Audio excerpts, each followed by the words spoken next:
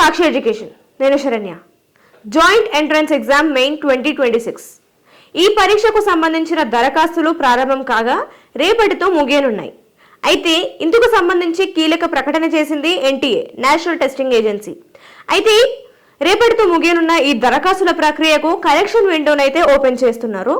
So దరఖాస్తు చేసుకున్న అభ్యర్థులు ఎవరైనా కూడా ఏదైనా డీటెయిల్స్ మీరు ఎంటర్ చేయకపోయినా, లేకపోతే ఎంటర్ చేసిన డీటెయిల్స్ ఏదైనా రాంగ్గా మీకు అనిపించినా కూడా ఈ అవకాశాన్ని మీరు వినియోగించుకోవచ్చు. సో కరెక్షన్ విండో అయితే December 1 వరకు మీకు అందుబాటులో ఉంటుంది. సో December 1 దాటితే కనుక మీకు ఈ ఛాన్స్ కూడా ఉండదు.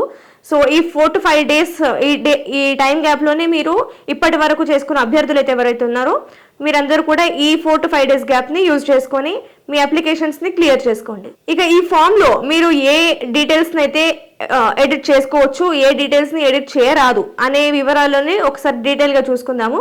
సో మొదట ఎడిట్ చేసుకోవచ్చు అనుకునే డీటెయిల్స్ చూస్తే గనక ఇక్కడ క్యాండిడేట్స్ నేమ్, అలాగే ఫాదర్ అండ్ మదర్, ఈ 3 పేర్లలో ఏదైనా ఒక డీటెయిల్ని మాత్రమే మీరు ఎడిట్ చేయగలుగుతారు. అలాగే కేటగిరీ, దీన్ని మీరు చేంజ్ చేయడము, లేకపోతే మీరు అప్లోడ్ చేసిన కేటగిరీ సర్టిఫికేట్ని రీఅప్లోడ్ చేయడం లాంటివి చేసుకోవచ్చు. పీడబ్ల్యూబీడీ కూడా మీరు అయితే చేంజ్ సబ్ కేటగిరీది మీరు చేంజ్ చేసుకోవచ్చు, లేకపోతే మరి రీఅప్లోడ్ చేసుకోవచ్చు. సో సేమ్ కేటగిరీ ఎలా చేస్తారో ఇది కూడా అలాగే ఉంటుంది.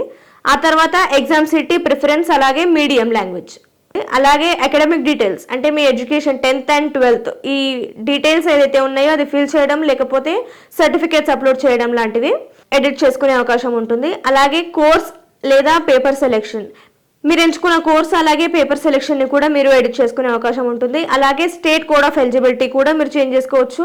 డేట్ ఆఫ్ బర్త్ దీన్ని చేంజ్ చేసుకోవచ్చు. అలాగే సిగ్నేచర్ దీన్ని మీరు రీఅప్లోడ్ చేసుకోవచ్చు. అలాగే ఐడెంటిటీ డీటెయిల్స్, ఇందులో మీరు ఒకవేళ ఆధార్ కార్డ్ అప్లోడ్ చేయకపోతే మాత్రమే మీరు దీన్ని రీఅప్లోడ్ చేసుకోవచ్చు. ఇందులో జెంబర్ అని కూడా ఉంది, దాన్ని కూడా మీరు చేంజ్ చేసుకోవచ్చు.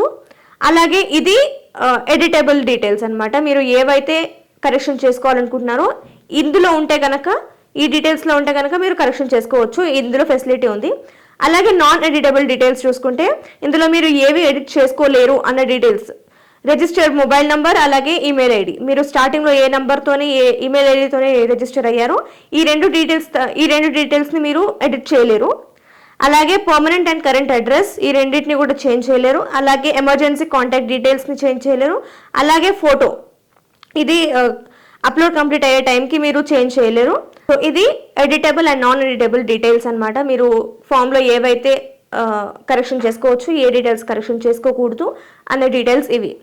సో నెక్స్ట్ వీటికి మీరు ఛార్జెస్ కూడా చెల్లించాల్సి ఉంటుంది. సో ఎక్స్ట్రా ఛార్జెస్ దేనికి చెల్లించాల్సి ఉంటుందో చూస్తే కనుక చేంజింగ్ కేటగిరీ అంటే మీరు SC ST లేదా గర్ల్స్ పీడబ్ల్యూబీడీ వీటి నుంచి జనరల్ OBC NCL కేటగిరీకి చేంజ్ చేస్తే కనుక మీరు ఫీజు అయితే ఎక్స్ట్రా చెల్లించాల్సి ఉంటుంది.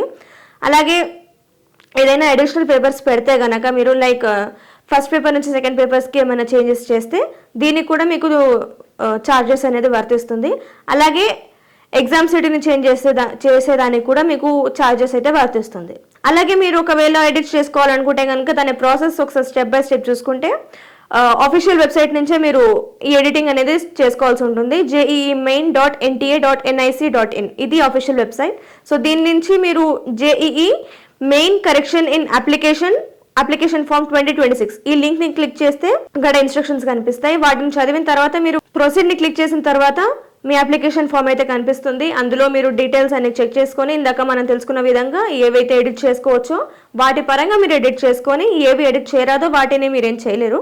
సో వీటిని అన్నిటిని సెట్ చేసిన తర్వాత దీంతో పాటు మీరు అప్లికేషన్ ఫీజుని కూడా చెల్లించాల్సి ఉంటుంది. ఆ తర్వాత మీరు ఎట్ లాస్ట్ మీరు సబ్మిట్ చేసేసుకోవచ్చు. సో ఇది ప్రాసెస్, ఎడిటింగ్ ప్రాసెస్ అనమాట. అలాగే మీరు డౌన్లోడ్ చేసుకున్న తర్వాత దాన్ని మీరు ప్రింట్అవుట్ కూడా తీసి పెట్టుకోండి. ఇది ఫ్యూచర్లో మీకు ఏ టైంకైనా యూజ్ రావచ్చు. సో ఇది JEE మెయిన్ 2026కి సంబంధించిన ఎడిటింగ్ ప్రాసెస్ వీడియో. ఇటువంటి మరిన్ని ఎడ్యుకేషన్ అండ్ జాబ్ అప్డేట్స్ కోసం సాక్షి ఎడ్యుకేషన్ యూట్యూబ్ ఛానల్ని సబ్స్క్రైబ్ చేసుకోండి. Thank you.